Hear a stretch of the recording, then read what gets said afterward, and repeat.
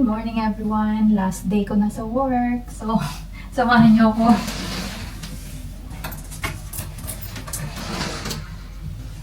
Minus 15 ata ngayon. Kaya ito yung jacket ko.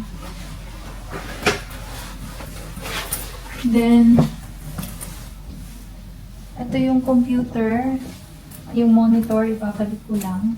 Tapos, yung accessories naman, nandito din. Nandito kasi. Kaya, naka-ready na. Mga keyboard, kung ano-ano. Tapos, na-ready ko na din yung mga ipapamigay ko sa mga co-workers. I think papipiliin ko na lang sila para at least masuot talaga nila dahil mas gusto nila kaysa ako yung magbigay.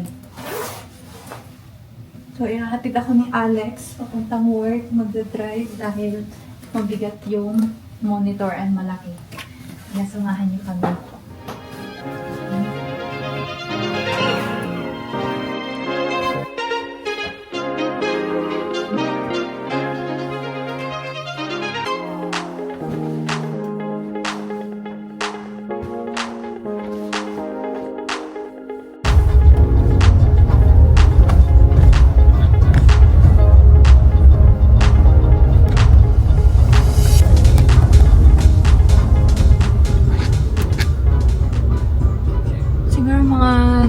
More than 30 minutes na kami.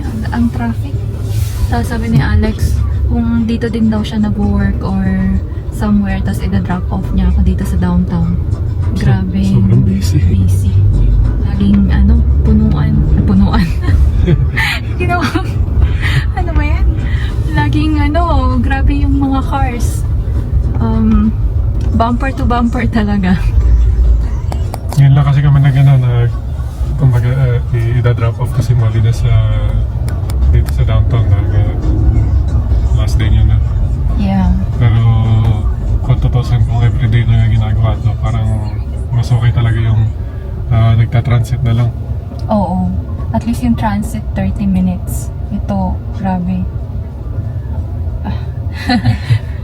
Kaya yun. Yung style kasi dito yung iba ginagawa, pinapark yung sasakyan sa station, sa train station. Tapos doon na lang sila nagko-commute papunta sa downtown. Yeah. Kung malapit na tayo, sabi 1 kilometer na lang.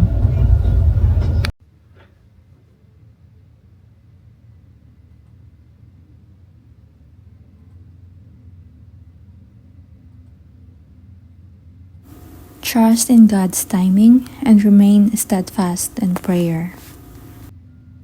Sa mga naging previous jobs ko, usually pag umaalis ako, sobrang nalulungkot talaga. Pero at this point, hindi eh. Thank you nga pala sa nagbigay sa akin ng candle, saka ng lunch na trinita ko, and then itong tea pot with tea. As in, sobrang na-appreciate ko yung yung farewell gift nila sa akin.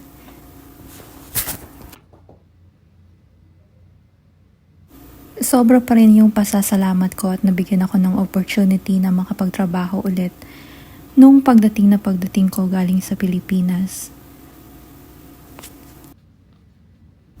I am really looking forward dito sa new job ko.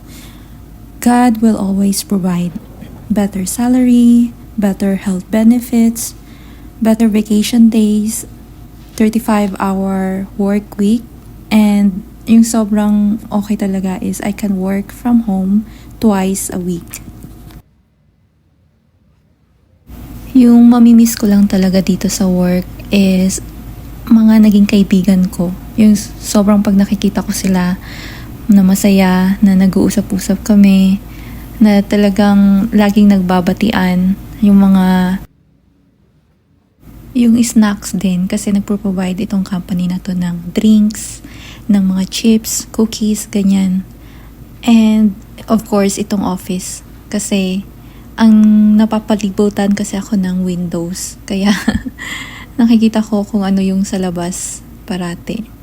So, huling tingin sa aking desk for few months din. Yan, mamimiss ko yung view na yan.